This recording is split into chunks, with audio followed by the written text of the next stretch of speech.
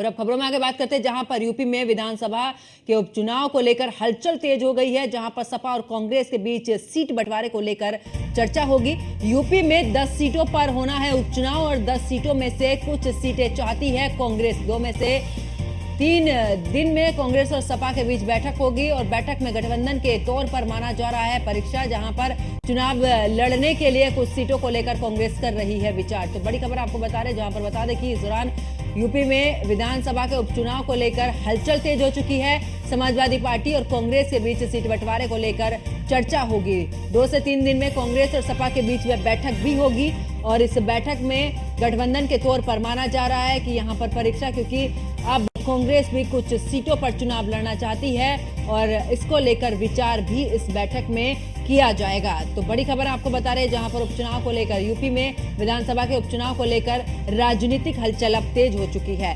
अभी लोकसभा के आम चुनाव हुए थे, जिसमें समाजवादी पार्टी और कांग्रेस यानी कि दोनों ही पार्टियों के गठबंधन ने यहां पर अच्छी जीत हासिल की, जिसमें से 37 सीटें समाजवादी पार्टी को और 6 सीटें कांग्रेस को मिली थी। ऐसे में अब निगाहें हैं कि आखिरकार जिन 10 सीटों पर विधानसभा का उपचुनाव होना है, उन सीटों पर कौन कौन प्रत्याशी होगा। ऐसे में 2 से 3 दिन में कांग्रेस और सपा के बीच में बैठक होगी और इस बैठक में निर्णय लिया जाएगा कि आखिरकार कौन सी पार्टी के प्रत्याशी किस जगह पर उतारे जाएंगे। बैठक को गठबंधन के तौर पर भी माना जा रहा है और ये परीक्षा मानी जा रही है, जहां पर चुनाव लड़ने के लिए कुछ सीटों को लेकर कांग्रेस भी विचार कर रही है।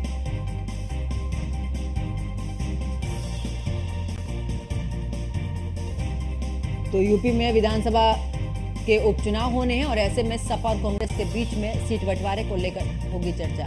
और ज्यादा जानकारी के लिए हमारी सहयोगी स्कंदिता मिश्रा हमारे साथ में जुड़ चुकी है। स्कंदिता, अगर बात करें, क्योंकि उपचुनाव होने हैं जल्दी, ऐसे में एक बार फिर से सपा और कांग्रेस दोनों के बीच की अगर बात की जाए, सीट बंटवारे को लेकर बैठक भी हो सकती है, क्या कुछ जानकारी इसको लेकर?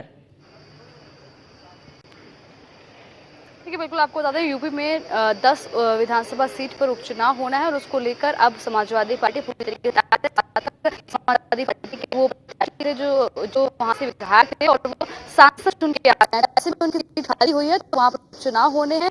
9 सीटें 10 सीटें टोटल हैं, जिसमें से कुछ सीटें बहुत ज्यादा महत्वपूर्ण मानी जा रही है, जिसमें से एक खुद अखिलेश यादव की छोड़ी हुई सीट है करल विधानसभा, वो काफी ज्यादा महत्वपूर्ण मानी जा रही है। इसके अलावा अवधेश प्रसाद की छोड़ी हुई सीट है मिल्कीपुर, जो कि फैजाबाद लोकसभा की विधानसभा है। तो ऐसे में इन सीटों पर सबकी नजरें टिकी हुई हैं कि आखिर समाजवादी पार्टी की तरफ से कौन उम्मीदवार होगा और कहीं ना कहीं इसको सेमीफाइनल माना जा रहा है विधानसभा 2027 का, और उसी को लेकर अब सभी तैयारियों में जुटी हुई हैं। हालांकि इन 10 विधानसभा सीटों की बात की जाए तो कांग्रेस और समाजवादी पार्टी ने लोकसभा चुनाव एक साथ लड़ा था इंडिया गठबंधन के साथ। तो अब ऐसे में लगातार जो कांग्रेस के लोग हैं, कांग्रेस के नेता हैं यूपी कांग्रेस के, उनका मानना है कि जनता ने जो है वो उनके इस गठबंधन पर अपने मोहर लगाई है और इस वजह से इतनी ज्यादा सीटें निकल कर आई हैं। तो और अब कहीं ना कहीं उपचुनाव में भी एक साथ चुनाव लड़ सकते हैं। कई सीटें जो हैं कांग्रेस मांग सकती है समाजवादी पार्टी से, 3 से 4 सीटें समाजवादी पार्टी से डिमांड कर सकती है कांग्रेस इन 10 में से। अगर आपको बताएं कि 10 सीटों में, तो 10 सीटों में कई सारी सीटें बहुत ज्यादा महत्वपूर्ण हो जाती हैं, जिसमें से करेल की सीट है, मिल्कीपुर की सीट है, मीरापुर की सीट है, अब लालजी वर्मा है, अंबेडकर नगर उनकी छोड़ी हुई सीट है। तो वैसे में ये भी लगातार कयास लगाया जा रहा है कि आखिर यहाँ से कौन उम्मीदवार होगा। करेल की बात की जाए तो कहीं ना कहीं तेज प्रताप यादव का नाम जो है वो सुर्खियों में चल रहा है कि वो वहाँ से कैंडिडेट हो सकते हैं। मिल्कीपुर सीट की बात की जाए तो अवधेश प्रसाद की छोड़ी हुई सीट है, तो ऐसे में उनके बेटे अजीत का नाम चल रहा है कि शायद वो वहां से बिल्कुल। और स्कंदिता, ऐसे में अगर बात करें, क्योंकि जब पिछली बार हमने देखा था उपचुनाव उत्तर प्रदेश में हुए थे तो 5 सीटें थी इस दौरान, क्या कहते हैं, समाजवादी पार्टी के पास में, लेकिन उनमें से 2 सीटों पर जब उपचुनाव हुआ तो बीजेपी वहां से जीत गई, चाहे रामपुर की अगर बात कर लें या फिर दूसरी तरफ आजमगढ़ की बात कर लें, क्योंकि उपचुनाव बिल्कुल अलग होते। क्या लगता है इस बार का समीकरण क्या कुछ कहता है, क्योंकि इस बार सीटें बढ़ी है समाजवादी पार्टी की और कांग्रेस की भी?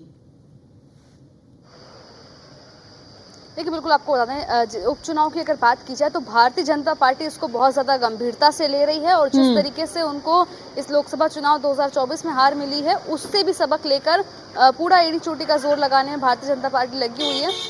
कि किसी भी हाल में उनको ये 10 सीटें जो है वो जीतनी है। और ख़ास करके कुछ सीटें ऐसी भी हैं जहां पर उनकी गठबंधन के जो नेता हैं जयंत चौधरी, वो उनको सपोर्ट कर सकते हैं। तो ऐसे में उनके लिए भी चुनौती है। गठबंधन के जितने भी एनडीए के जो लोग हैं उनसे लगातार भारतीय जनता पार्टी को एक्सपेक्टेशंस है कि वो उनकी एक्सपेक्टेशंस को कैसे फुलफिल कर पाते हैं, कैसे वो उनके लिए प्रचार कर पाते हैं। क्योंकि 2024 के चुनाव में काफ़ी हद तक भारतीय जनता पार्टी को निराशा हाथ लगी है अपने गठबंधन के जो लोग थे, जो गठबंधन की जो पार्टियां थी उनसे। चाहे घोसी सीट की बात कर ली जाए या आरएलडी की बात कर ली जाए, तो उनको 2 सीटें दी गई थी, 2 सीटें वो जीती। लेकिन जिस तरीके से उम्मीदें थी वो उन उम्मीदों पर के हिसाब से परिणाम नहीं आए। तो अब ऐसे में विधानसभा उपचुनाव की तैयारी में इंडिया गठबंधन और भारतीय जनता पार्टी दोनों ही लगे हुए हैं। दोनों के ही प्रयास है कि हर हाल में इसको जीता जाए इन सीटों को। और अगर कांग्रेस की बात की जाए तो कांग्रेस की कहीं ना कहीं डिमांड जो है वो बढ़ती हुई नजर आ रही है, क्योंकि 2019 में उनके पास सिर्फ एक सांसद था। 2024 में जब इंडिया गठबंधन के साथ आए तो 6 सांसद जिताने में कामयाब रहे। तो अब ऐसे में उनकी एक्सपेक्टेशंस भी बढ़ रही हैं कि आखिर समाजवादी पार्टी के साथ मिलकर चुनाव लड़ा जाए। और कहीं ना कहीं कांग्रेस समाजवादी पार्टी की बात की तो उनका हौसला भी काफ़ी ज़्यादा बढ़ गया है इन 37 सांसदों के जीतने के बाद ही। और अब कई सीटें ऐसी हैं जिसमें से आपको बता दें, खैर की सीट है, मिल्कीपुर की सीट है, मीरापुर की सीट है, इसके अलावा गाजियाबाद की सीट है, इरफान सोलंकी जो है उनकी सीट है, कानपुर की। तमाम ऐसी सीटें हैं जहां पर जो विधानसभा उपचुनाव होने, फूलपुर की विधानसभा सीट है। तमाम ये सीटें हैं जहां पर विधानसभा का उपचुनाव होना है और उसको लेकर अब सभी पार्टियां तैयारियों में जुटी हुई हैं।